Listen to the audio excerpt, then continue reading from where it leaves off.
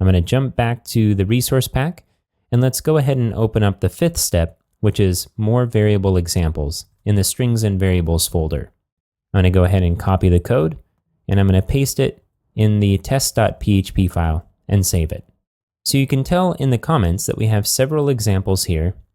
And at the very end, what we're doing is printing this SomeString variable as part of this bigger string. If we jump to the browser right now and refresh the page, you'll see that we get a notice error that says undefined variable SomeString. This is because in PHP, it expects that if you're going to use a variable, that you define it first. Defining it most of the time just means assigning it a value.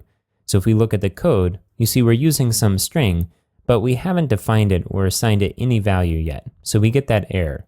But if you jump back to the browser, you'll see that it still prints out our text, even though that variable is empty right now.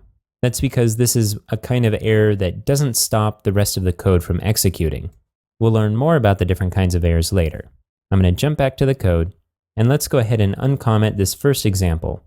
So this should look familiar. This is the example we used before. We should expect that the text should say "Hello World!" exclamation mark. So let's save it and jump back to the browser and refresh. And sure enough, it says "Hello World." I'm going to go back to the editor.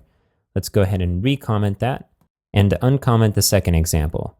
Now this example is a little bit different. We're not assigning this variable a string, we're assigning it a number. And when we use numbers, we don't need quotes around it.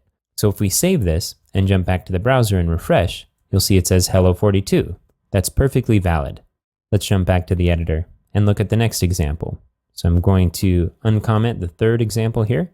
Now in this example, we perform a calculation. We times 42 by 10. So this is a very simple example of how we can perform some kind of logic when we assign a value to a variable. In this case, we're performing a simple calculation. So if we save this and jump back to the browser and refresh, you'll see that it now says "Hello 420, which is the result of our calculation. Let's go ahead and jump back to the editor, and let's look at another example of this. I'm going to go ahead and leave this uncommented for now, and let's uncomment this next example. In this one, we're saying that SomeString equals 23 plus SomeString. Now, if you're new to PHP, this is going to look a little confusing. How can you use this variable on both sides? Well, the idea here is that if SomeString exists already, and it does because we created it up here, we can use it to the right side of this equal sign, and it will simply represent this value up here. So what we're doing is taking 42 times 10, which is 420, and we're adding it to 23, and then once that calculation is complete, then we'll assign that value to this variable, overriding the value that it had previously. So if we save this and jump back to the browser and refresh, you'll see it says "Hello 443, which is our 420 plus 23. Okay, I'm going to jump back to the editor, and let's go ahead and uncomment out this fifth step. Again, we're going to leave the previous two examples uncommented too.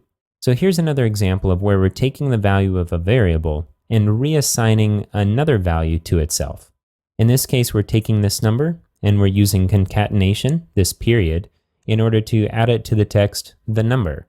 By doing this, we're actually changing the type of the variable from a number, which we created up here, to a string. Let's go ahead and take a look at what this looks like in the browser. So I'm going to jump back and refresh. And now it says "Hello, the number 443. I'm going to jump back to the editor. So it's clear that there are different types of variables. And this is important because some types of variables you can do certain things with and others you can't. So for example, we can take a number and we can add it to a string. But if we tried to do it the other way around, and for example, multiplied the text, the number by 10, that wouldn't really make any sense. And the return value that we got would also not make a whole lot of sense. Let's go ahead and look at another type of variable. So I'm going to uncomment out the sixth example here and save it. In this case, what we're doing is assigning the SomeString variable the value of true. Now you're going to find as we work through the code that there's a lot of value in using a variable as a basic on-off switch in order to keep track of whether something is true or isn't true. We'll get deeper into that later, but it's good to see what happens here when we assign true to some string and then print it on the screen. So let's go ahead and jump back to the browser after saving it and refresh. And notice it says "Hello 1. So this is what happens to true when it gets converted to a string by using concatenation. So if we jump back to the code and we take a look at this print statement here, and what we're doing is taking this SumString variable, which is assigned the value of true right now, and we're making it a string by concatenating it with other strings, just like we did up here. So when true gets converted into a string, it converts to the value 1. Now if the value is false, let's go ahead and uncomment this 7th example here and save it. And we jump back to the browser and refresh. You see that it's an empty value. It doesn't exist at all. I'm going to jump back to the editor. This true or false is called a boolean value. And when we assign the values true or false, they can be capitalized or not capitalized. It doesn't matter. But the conventions of Drupal, for example, state that we should always capitalize them to add consistency. Okay, let's look at one more example here. I'm going to uncomment out this 8th step. Now we're doing something new here, which is calling a function, and we'll get to functions in just a couple of videos. But for now, what happens when we run the function time is it returns a Unix timestamp. And what a Unix timestamp is the number of seconds from this specified date that's always consistent. So if we save this and jump back to the browser and refresh, you'll see that the number is pretty high. Let's just look at the last two, 64. If we refresh again, you'll see it says 70 because now there's 70 seconds instead of 64. And we can continue refreshing and see this number increase. So this is an example of where we're truly using a variable in order to provide dynamic content. It's not particularly practical, but it does change over time without us having to intervene at all.